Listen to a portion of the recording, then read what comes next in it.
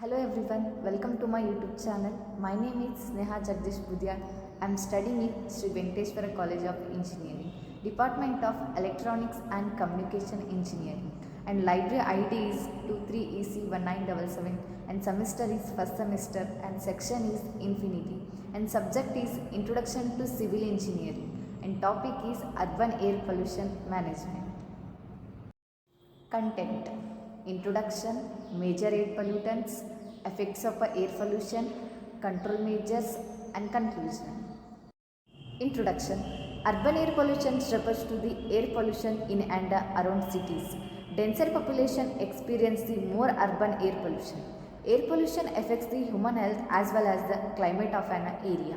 Air pollution is the contamination of the indoor or outdoor environment by any chemical, physical or biological agent that modifies the natural characteristics of the atmosphere. Major air pollutants. These 6 pollutants are the carbon monoxide, lead nitrogen oxides, ground level ozone, particle pollution and the sulfur oxides. First one is the carbon monoxide. A colorless, odorless gas is produced by the incomplete combustion of the carbon containing fuels. Primary pollutants: particulate matter. Sources: combustion process, industrial activities, vehicle emissions, impact respiratory issues and the cardiovascular problems, reduces the visibility. And nitrogen oxides. Sources: combustion in vehicles and industrial process, impact the respiratory issues, smoke formation and contributes to acid rain. Sulfur dioxide. Sources: burning of the fossil fuels, industrial process, in fact respiratory problems, acid rain formation. Carbon monoxide. Sources: incomplete combustion of the fossil fuels, in fact impairs oxygen transport in the body, can be fatal in a high concentration. Volatile organic compounds. Sources: industrial process, vehicle emissions, solvents, in fact contributes to smoke formation, respiratory issue and can be carcinogenic. Secondary pollutants. Ozone formation, reaction of the nitrogen oxides and the volatile organic compounds in the presence of sunlight.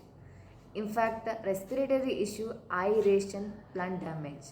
And the particulate matter, secondary formation, chemical reaction in the atmosphere, impact health issue, reduced the visibility. Sulfate particles formation, conversion of the sulfur dioxide into sulfate particles, in fact respiratory problems, contributes to fine particulate matter. And next one is the nitric acid formation, reaction of the nitrogen oxides with the other atmospheric compounds, in fact contributes to acid rain, environmental damage.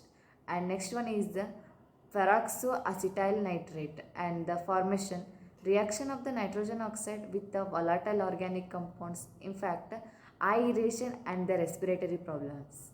Control measures of air pollution. First one is the planting the trees, second one is the reducing the vehicle exhausts, and third one is the using the less pollution fuels, fourth one is the using the mass transport, and fifth one is the industrial area should be situated far away from the residential area, and sixth one is the use of the tall chimneys reduces the concentration of air pollutants at a ground level. First one is the regulatory measures. Emission standards, establishing and the enforcing the limits on a pollutants released by the industry and the vehicles. And second point is the zoning and the land use planning, regulating the location of the industries and the urban development to minimize the pollution exposure. And second one is the technological solutions. And first point is the use of the clean fuels, encouraging the use of the cleaner energy source and the low sulfur fuels to reduce the emissions. And second one point is the catalytic converters, installing the devices in vehicles and industries to convert the harmful pollutants into a less harmful substances. Third one is the vehicle emission control, vehicle inspections and the maintenance programs, regular checks to ensure the vehicles meet emission standards, and the promotion of the electrical vehicles, incentives and the infrastructure development to encourage the use of the electrical vehicles.